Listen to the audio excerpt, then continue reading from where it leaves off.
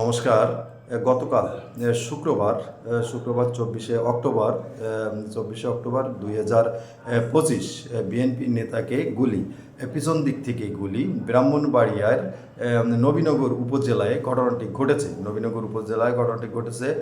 পৌর এলাকা থেকে বাসায় ফেরার পথে রাত আনুমানিক 8টার দিকে মফিজুর রহমান, তিনি উপজেলা বিএনপির সাবেক যুগ্ম সাধারণ সম্পাদক, যুব দলের সাবেক আহ্বায়ক ছিলেন। তিনি বাসায় ফেরার পথে বাসার পাশেই তাকে পিছন দিক থেকে গুলি করা হয়।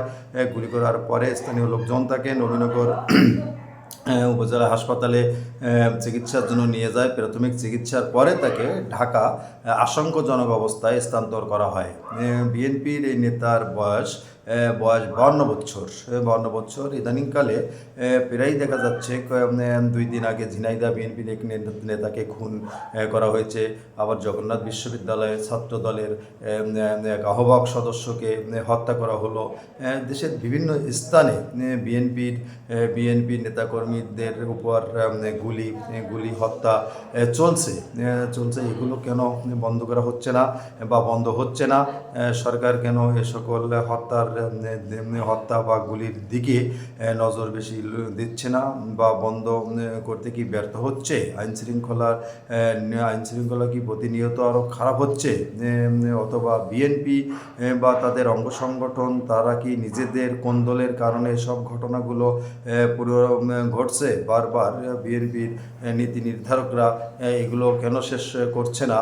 তাদের নিজেদের কারণে বা কোনো দুর্বৃত্তরা এগুলো কি ঘটাচ্ছে? সঠিক তদন্তের মাধ্যমে এগুলো বন্ধ অতি জরুরি। এই কারণ পৃথিবীতে বেঁচে থাকার জন্য, বেঁচে থাকার অধিকার, বেঁচে থাকার জন্য আমরা সকলে কাজ করি। সকলেরই বেঁচে থাকতে হবে সুন্দরভাবে, আমাদের দেশ গড়ার জন্য, সমাজ গড়ার জন্য।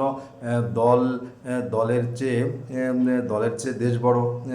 দেশ বড়, এটা আমরা সকলে জানি। আগে আমাদের সবার উপরে মানুষ হিসেবে আমাদের সকলের বেঁচে থাকার অধিকার আছে।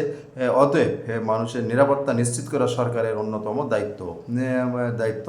প্রতিনিয়ত এই ধরনের ঘটনা, গুলি, হত্যা, ধর্ষণের মতো ঘটনা ঘটেই যাচ্ছে। এর শেষ কবে জানি না, তবে বিএনপির এই নেতাকে গুলি, এটা অপ্রত্যাশিত আমি মনে করি, এবং এটা দ্রুত তদন্ত করে দোষীকে বা দুর্বৃত্তকারীকে গ্রেপ্তার করে আইনের আওতা আনা উচিত। আজকে পর্যন্ত সকলে ভালো থাকবেন। নমস্কার।